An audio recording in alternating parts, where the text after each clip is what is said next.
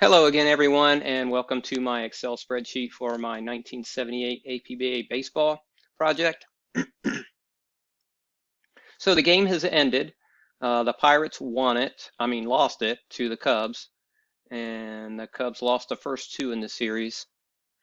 Ray Burse, the D pitcher, outdueled Candyman with his BZ. He did give up 2 runs in the ninth and losing the shutout. But Ray Burse did lose the game or win the game. So what I will do after the game is over is tally up these pitchers' numbers. He went 9 innings, and I can just look at my numbers right across here and pop those in. I already had the batters faced 38 written in, so it's already zeroed that out. And then Candy got the loss.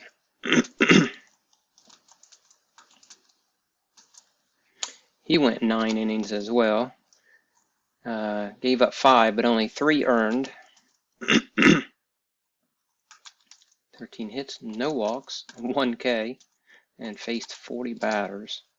Probably should have brought in relief for him, but he didn't allow a run after the 4th inning, it looks like. Nope. Oh, no, he did allow 1 in the 8th. So now I take Ray Burris's numbers right here and go to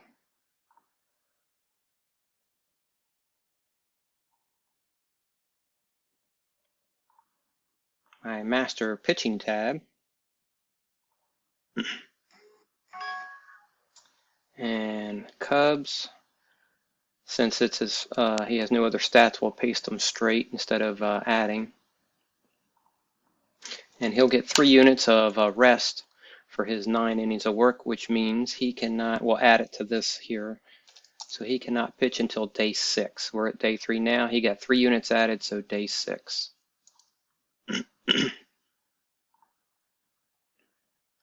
And Candelaria's numbers, back to the pitching master sheet for the Pirates.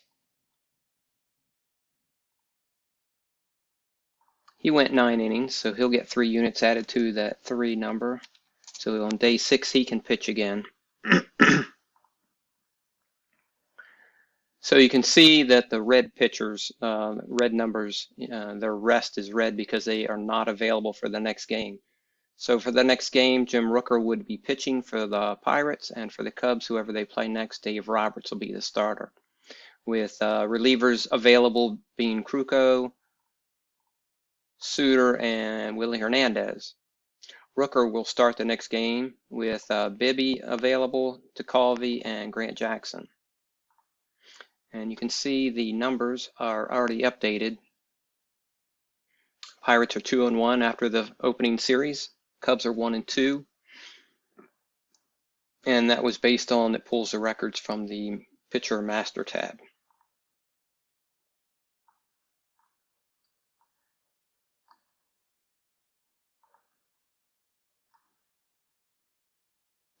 Oh, in the wrong score sheet. I was wondering what was going on.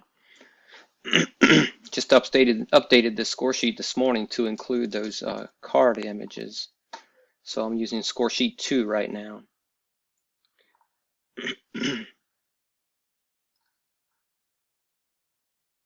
These are the Pirates numbers. I have them on my clipboard. So I'm going to paste special, values, add, and that'll run a running total of their numbers.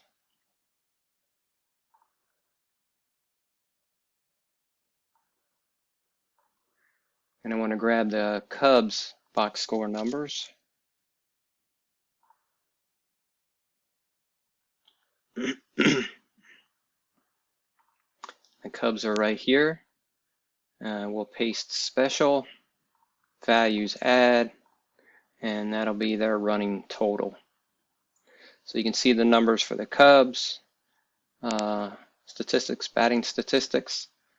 And so all that will appear on the leaderboard if they're a leader.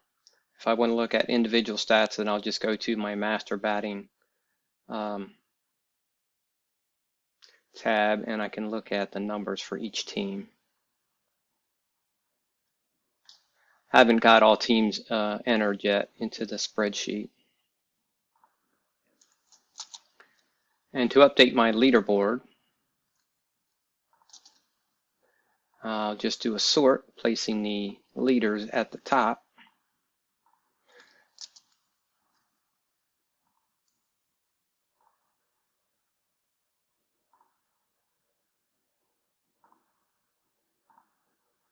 ERA,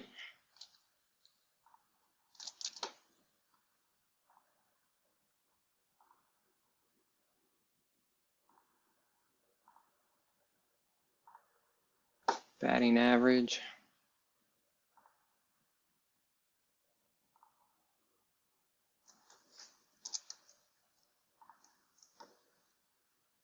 home runs,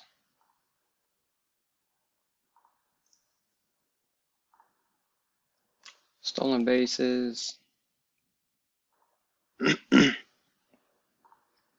typically wouldn't update these until after all the teams have played a game, but I wanted to show you how it works for me in the spreadsheet.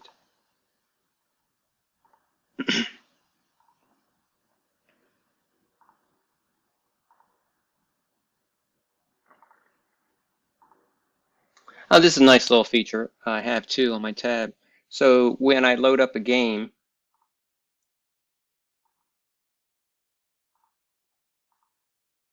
by putting the two teams that I'm playing right here, I pick my starting pitcher by putting a V and an H for the home team pitcher. And on the score sheet, it will automatically load my starting pitchers here and load the lineups and give me a peek into their statistics. And if I want to print a score sheet and play it manually, I can go to sheet 1 and just print this out, and it prints a nice little score sheet on. I can actually just do the full scoring of the games. I get a little preview of their batting average. I get their position, their fielding rating, and their speed, the team records, team fielding without the pitcher, and then the pitcher's ratings.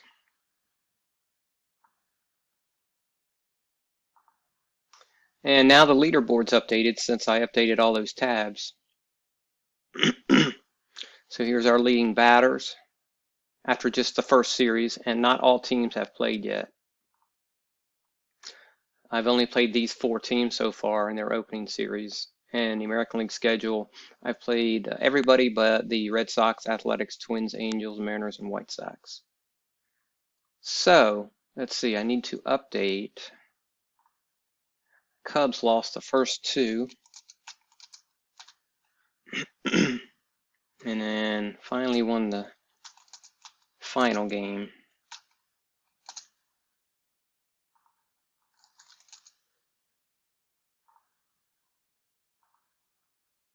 Oop.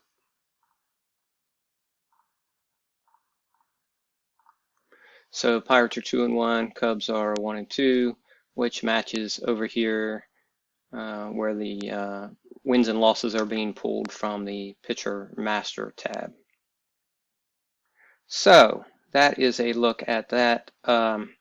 Since I've entered my statistics, to start my next game, all I have to do is hit clear all stats. And I have code run through, clear up the spreadsheet, get it set for the next game.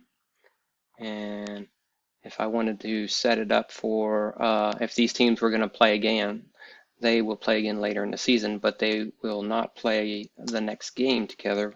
But if they were, I would set up the visiting pitcher by putting a V next to the pitcher that is starting and an H next to the pitcher that's starting there. So this one would be Dave Roberts versus Jim Rooker.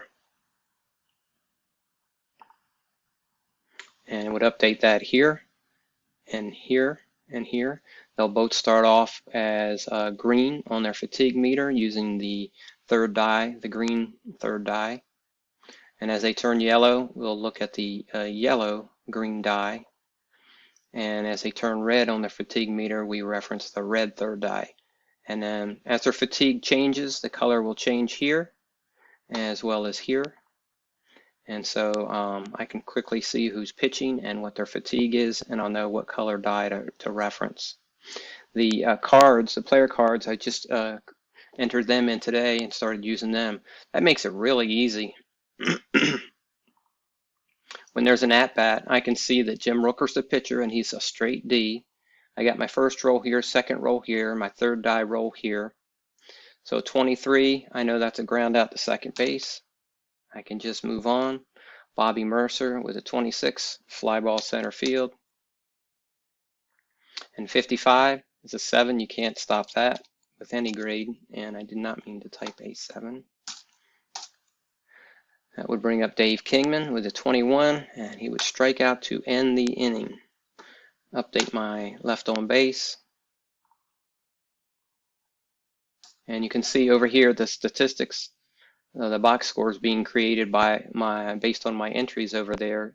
It reads the acronyms and letters that I type in and interprets them into a box score that I can just copy and paste into my batting master tab.